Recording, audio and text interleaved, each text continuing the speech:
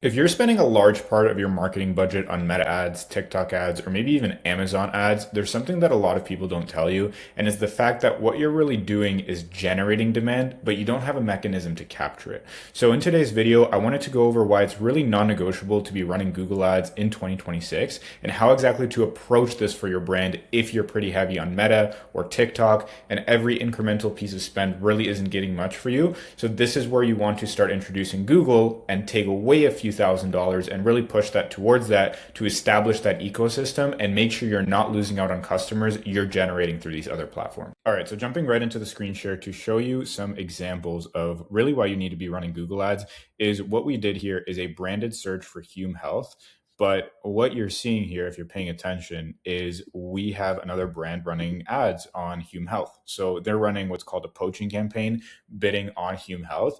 And the problem is, again, if Hume wasn't running a Google ad and was just relying on organic, well, all of a sudden you're always going to have a sponsored ad showing up. And if the person that is searching this initially saw, let's say, a Facebook ad or TikTok ad, and they're just not sold yet, the thing is their opinion can be swayed really, really well. Luckily, again, this is just not a great ad, I would say, from Withings.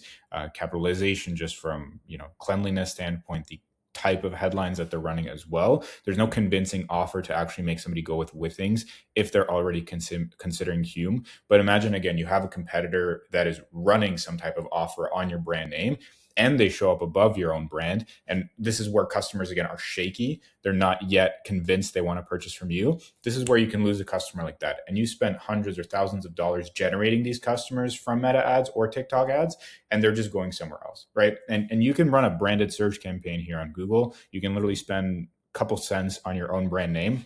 You don't have to spend a lot of money, and it's not looking at ROAS. It's just to make sure that you are protecting yourself against competitors. Okay. And that's the huge problem. The other thing that we have here, which Hume is doing a decent job on, is showing their product for their brand as well, because there's two components to this. Most companies are just going to run a branded search campaign, which you put in your branded keyword, you show an ad for your own brand name, make sure that you're protecting your spot, but you also want to show up on the shopping side. And you can typically do this just from excluding all of the non-branded queries. So everything that you are targeting in your core campaigns, you exclude it. So like if somebody's searching for like a smart body scale or a body pod scale and it's not qualified with your brand, we don't show it for this campaign, and it's only focused on actual branded searches. Because the key here is that you want to dominate your own brand. You want to have a search ad obviously showing at the top. You want to have shopping ads with all of your products.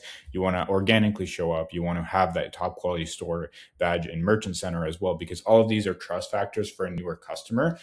So you want to protect yourself on that end. And at the same time, we can talk about this from a reverse standpoint, right? Because if you're seeing a high number of competitors bidding on your name, then you can start bidding on their name as well. Or even better, again, if you have a unique selling point or a unique offer different from what your competitors offer, and okay, you have a superior product, all that you need to do is really show customers the fact that you have it. Because again, imagine where instead of, like I said, with things really having a weak ad, they have a crazy discount, like something really like outlandish, like 80%, 90% off the first order or something like that. Again, this is not so applicable for the product that they're selling, but maybe for subscription brands, something like that. If you're running a supplement brand, you have 80, 90% off the first order.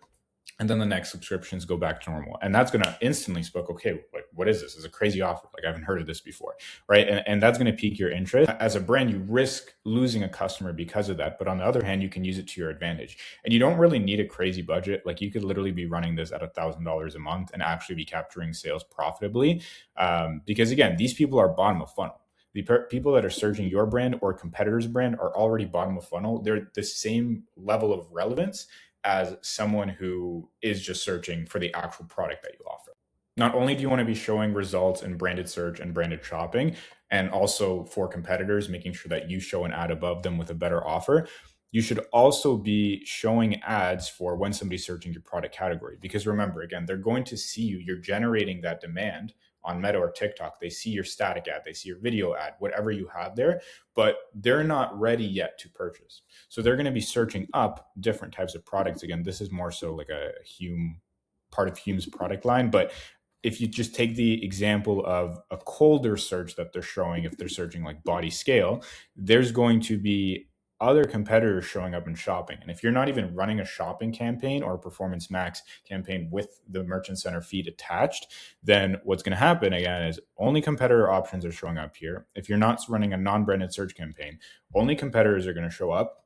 And again, they're not tied to your brand, so they're just going to go somewhere else, right? Because they can't find you. Again, you can have organic rankings, but the problem is always going to be it's going to be buried below sponsored results. And something to keep in mind is we only see 2 sponsored results for search, but it can actually show up to 4 listings. So you can imagine how buried your actual organic listings are going to be if we have more ads here. And not to mention, again, organically from a shopping standpoint, again, even if you have Merchant Center and you're not running ads, that visibility is going to be very, very limited, right? Because all of these are sponsored products. I wanted to show an actual example of what we're doing for a brand. So we're running a branded search campaign. We are running what's called a feed only performance max campaign, basically just making sure we show up on the shopping network because that's going to be the most dominant for non-branded queries.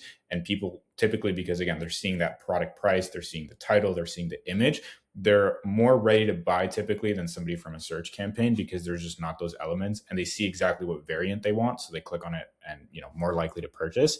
So we run most of the budget towards shopping. We test a non-branded search campaign. We have a branded search campaign. And then we also have a small remarketing campaign to make sure we show products that somebody added to cart, but we show it back to them because they abandoned cart with a special discount of like 5% or something small, right? Just to re-incentivize them to come back and actually purchase. Because again, there's parts of the funnel here at play. It's so much has changed in terms of people just clicking an ad and actually purchasing. There's so many touch points that exist, whether it be through Meta or TikTok initially, and then they come organically, or then they come from Google ads as well. They click on a shopping ad. There's on average like 10 different touch points that people have. Okay. So it's important to make sure you actually capture them on all of those. And that's what Google ads is really, really known to do well for.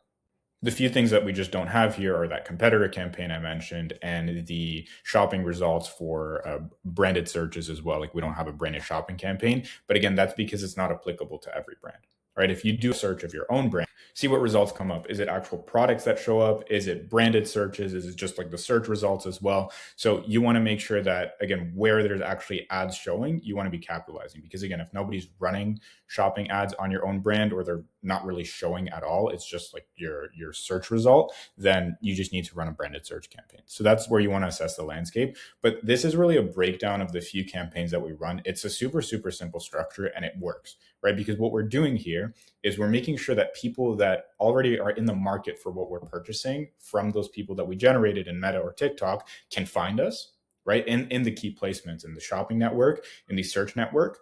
When they're searching our own brand, we're actually showing up at the top and no other competitors are taking over our placement.